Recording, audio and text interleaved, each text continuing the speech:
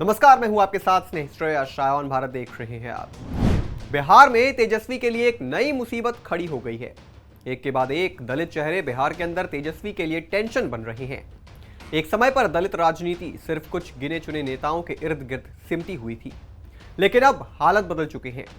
चिराग पासवान, जीतन राम मांझी, मायावती की बहुजन समाज पार्टी और अब चंद्रशेखर रावण, ये चार चेहरे अब बिहार में दलित राजनीति की सियासी तस्वीर को नया रंग देने को तैयार हैं।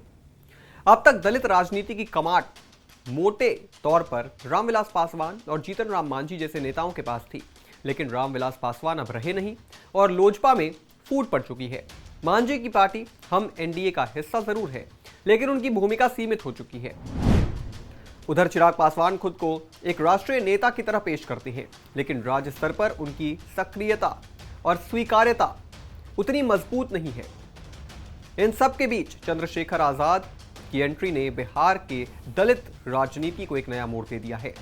चंद्रशेखर रावण भीम आर्मी और आजाद समाज पार्टी के प्रमुख एक मुखर और आक्रामक नेता के रूप में उभरे हैं।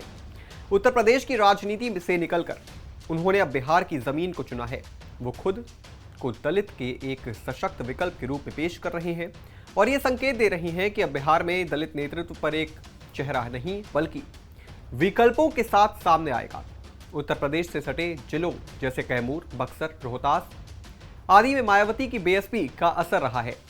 वहां उनके पार्टी ने भले ज्यादा सीटें न जीती हो, लेकिन कई विधानसभा क्षेत्रों में हार जीत में उनकी भूमिका निर्णायक रही है। हालांकि मायावती ने स्पष्ट कर दिया है कि उनकी पार्टी ना एनडीए में जाएगी और ना ही इंडी गठबंधन में। वो अकेले चुनाव लड़ेंगी। ऐसे में उनकी राजनीति सीमित प्रभाव वाली तो हो सकती है, लेकिन चंद्रशेखर जैसे नेताओं को उनके क्षेत्रों में चुनौती भी दे सकती है। बिहार में दलित वोट के बिखराव का सबसे बड़ा असर परंपरागत पार्टियों पर पड़ेगा। कांग्रेस, जेडीयू और आरजेडी जैसी पार्टियां अब तक दलित वोट बैंक को साधने में सफल रही हैं, लेकिन अगर चंद्रशेखर, मायावती और चिराग पासवान जैसे नेता अपने अपने प्रभावी क्षेत्रों में वोट को जोड़ने में सफल होते हैं तो इन पार्टियों के लिए मुश्किल बढ़ सकती है। खासतौर पर चंद्रशेखर दलित मुस्लिम एकता के फॉर्मूले पर काम करते हैं तो सामाजिक समीकरणों में बड़ा बदलाव आ सकता है। इससे न केवल वोट ट्रांसफर की दिशा बदलेगी, बल्कि कई सीटों पर समीकरण पूरी तरह पलट सकते हैं। अगर दलित वोटों का बिखराव होता है और चंद्रशेखर उन्हें एकजुट नहीं कर पाते, तो इसका अप्रत्यक्ष लाभ बीजेपी को मिल सकता है। क्योंकि बीजेपी का कोर वोट बैंक आमतौर पर संगठित माना जाता है, ऐसे में विपक्षी दलों में बिखराव उन्हें बढ़त दिला सकता है।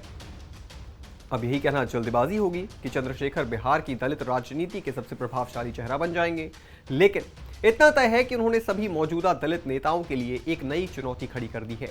अब दलित राजनीति में सिर्फ मांझी और चिराग के इर्द गिर्द पूरा चुनावी समीकरण नहीं घूमेगा, बल्कि एक नया धरा बनने जा रहा है और बिहार की राजनीति में दलित नेतृत्व का विस्तार हो रहा है।